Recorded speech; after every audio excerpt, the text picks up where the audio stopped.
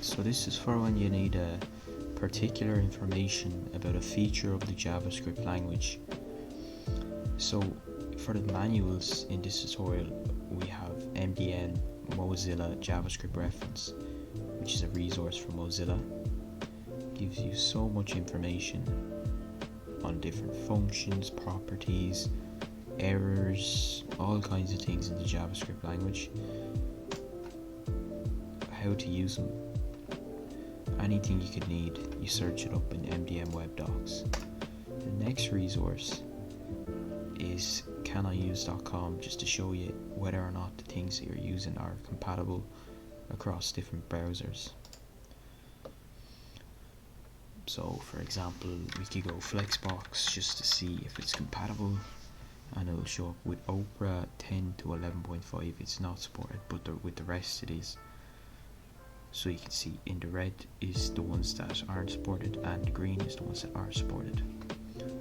Now the next thing is Kangax GitHub. This is basically like a table that has language features.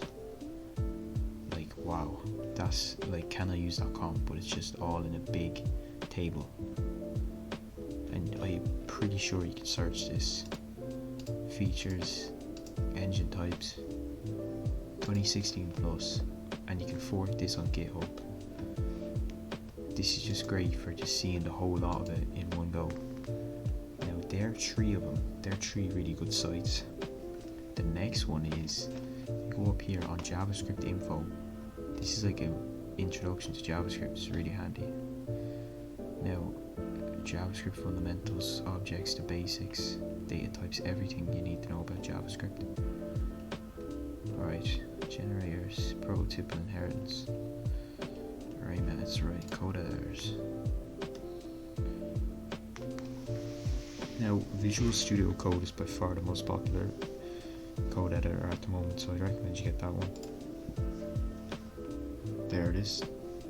Download it for Windows. As you can see, I have it running at the moment just from my app that I built with this. Well, this is the back end of the app. It's like a facial recognition API app. Where's the other thingy?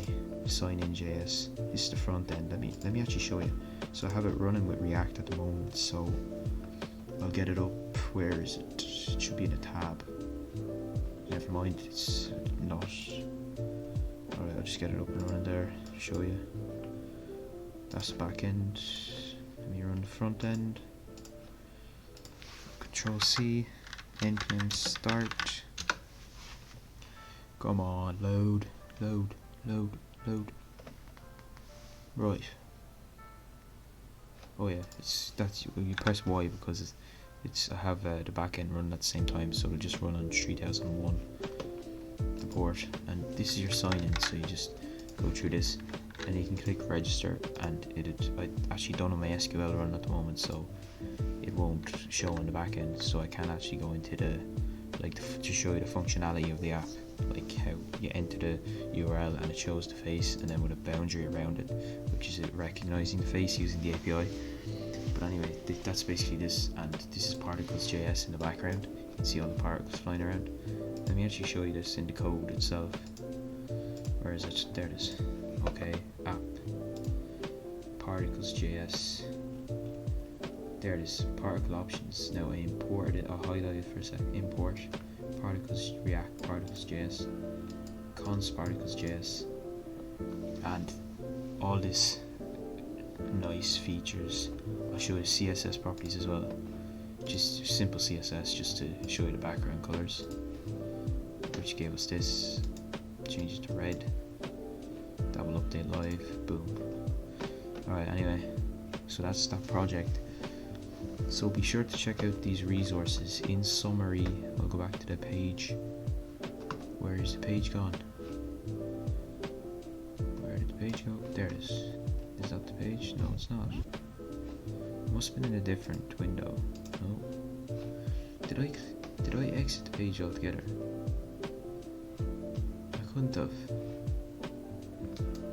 I'll go back into history. Best note taking app. JavaScript info. Oh no, you know what? I went into Visual Studio Code, so I'll click back on that. That was a really big tangent. In Notepad++, you would not use that as a text editor. IDEs are integrated development environments, so you'd use that with your code. So anyway, this was just a reference, basically a reference guide to just useful resources to use with the JavaScript language. So I'll see you in the next one.